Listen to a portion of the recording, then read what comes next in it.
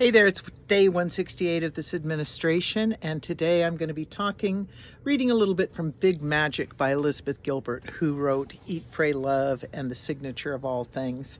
See my little Canada tattoo? So this little vignette is a story of when she was getting her first short story published, and it was her big break, but then she finds out that she has to cut 30% of a 10-page short story. So she says, we say, do you have any idea what it means to cut 30% from a 10-page short story? I'd worked on that story for a year and a half.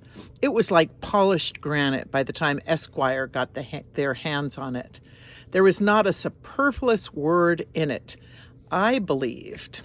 What's more, I felt that Pilgrims was the best thing I'd ever written, and as far as I knew, I might never write that well again. It was deeply precious to me, the blood of my blood. I couldn't imagine how the story would even make sense anymore, amputated like that. Above all, my dignity as an artist was offended by the very idea of mutilating my life's best work simply because a car company had pulled an advertisement from a men's magazine. What about integrity? What about honor? What about pride? If artists do not uphold a standard of incorruptibility in this nefarious world, who will? On the other hand, screw it.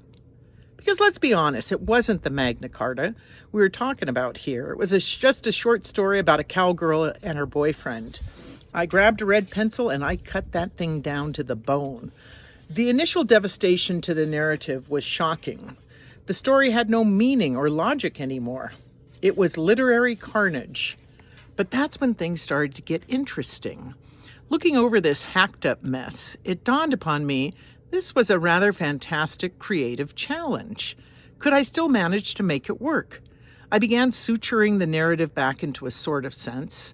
As I pieced and pinned sentences together, I realized that the cuts had indeed transformed the entire tone of the story, but not necessarily in a bad way. The new version was neither better nor worse than the old version. It was just profoundly different. It felt leaner and harder, not unappealingly austere. I never would have written that way naturally. I hadn't known I could write that way. And that revelation alone intrigued me.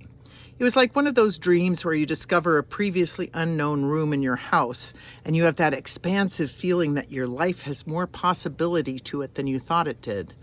I was amazed to discover that my work could be played with so roughly, torn apart, chopped up, reassembled, and that it could still survive, perhaps even thrive, within its new parameters. What you produce is not necessarily always sacred, I realized, just because you think it's sacred. What is sacred is the time that you spend working on the project and what that time does to expand your imagination and what that expanded imagination does to transform your life. The more lightly you can pass that time, the brighter your existence becomes. And I wanted to share that because I think right now, in this political environment, people are getting so locked into their positions, and absolutely, I know I'm right and that you're wrong.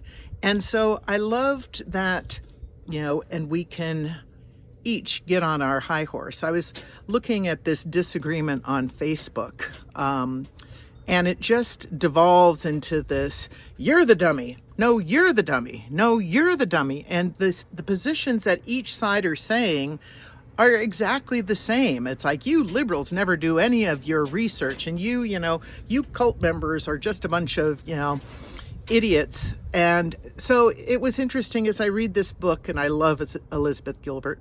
I highly recommend her book Committed on Marriage is very interesting, where she analyzes marriage.